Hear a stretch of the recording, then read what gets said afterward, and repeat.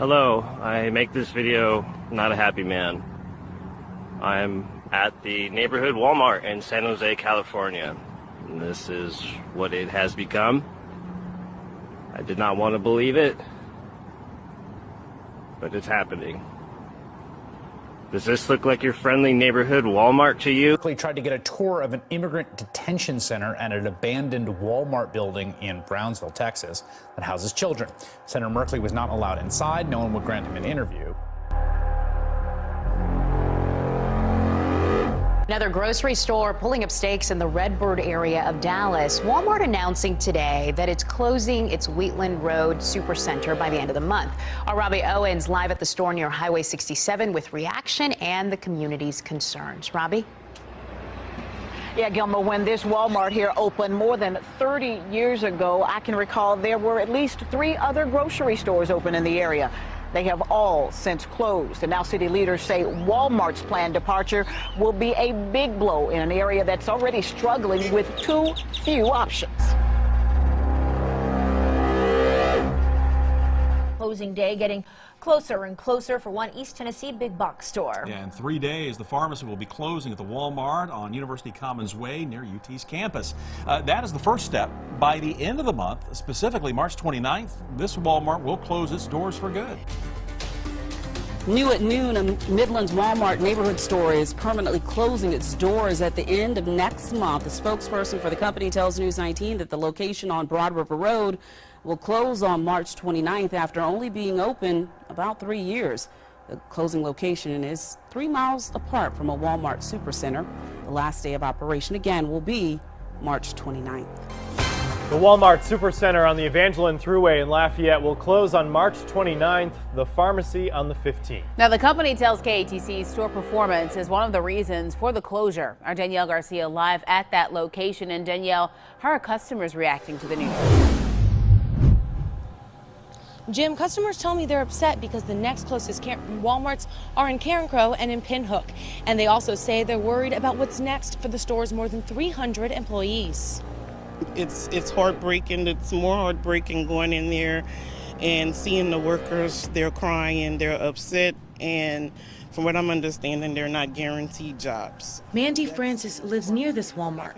A friend of hers has worked here for 20 years. They're feeling like they just lost everything, and they're telling them that they have to reapply and get an assessment. That's crazy.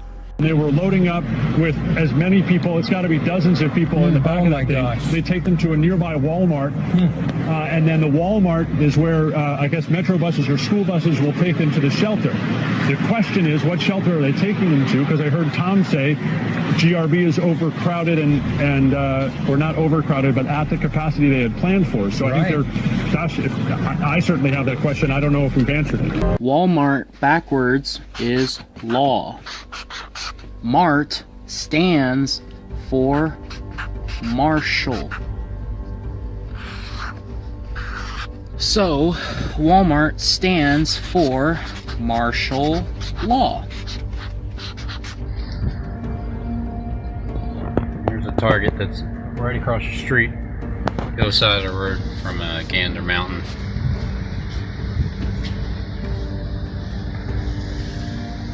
Here goes the containers. Holding cells, sweat boxes, whatever you want to call them. And every store claims that they're remodeling. Everyone. When you ask them.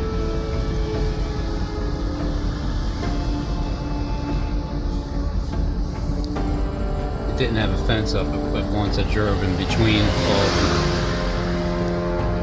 Now it's all fenced.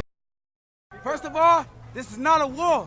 It's not a war. We want peace, but y'all gotta give us that. If y'all keep coming and taking everything we got, we gonna take what y'all got. We not playing out here. This is not a war, but we want our rights.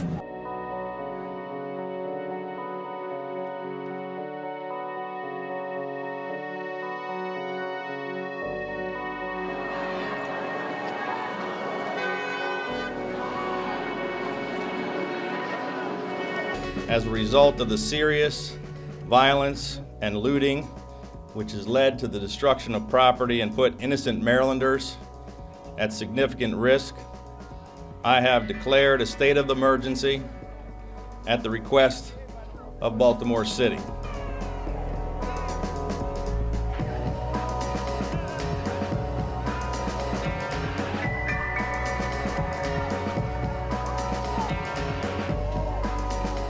This is not protesting. This is not your First Amendment rights. This is just criminal acts doing damage to a community that is challenged in some ways, that do not need this and do not need to be harmed in a way that we have today. Martial law at its most basic level is defined as a law that allows the military to take control of civilian functions in a state or country. When implemented, the military becomes a state or country's governing body, resulting in civil law, rights, and the habeas corpus being suspended. It's important to note that during a national emergency, your constitutional freedoms are suspended.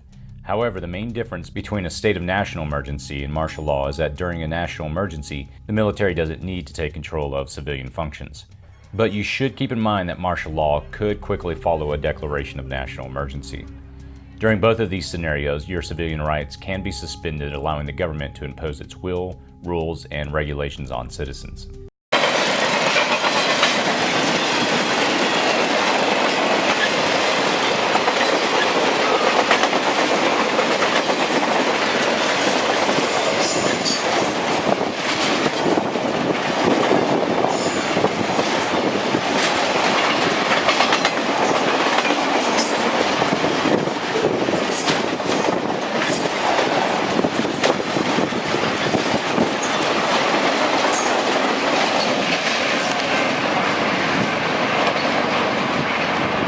We're going to be signing today and registering national emergency.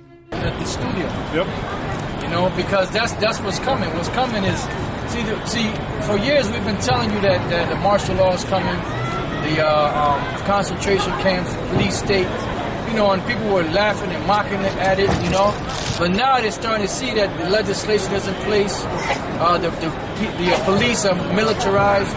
You know, they're coming out in riot gears whenever they go out to a protest. And most of the time, they're in riot gear, like they're ready to go to war. You know, they have the MRAPs, you know, and now we find out they have the bayonets and, you know, these sophisticated high-tech weapons. The reason why is because the Mossad is gearing these police, which is the first tier or the first security for the international bankers, to go to war with these people out here.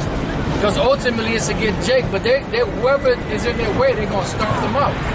Whether it be an Edomite or an Elamite or an Arab or whatever. They're going to get Esau too, but they're going to get Jake first. They're going to mainly get Jake. They want to fully wipe Jake out.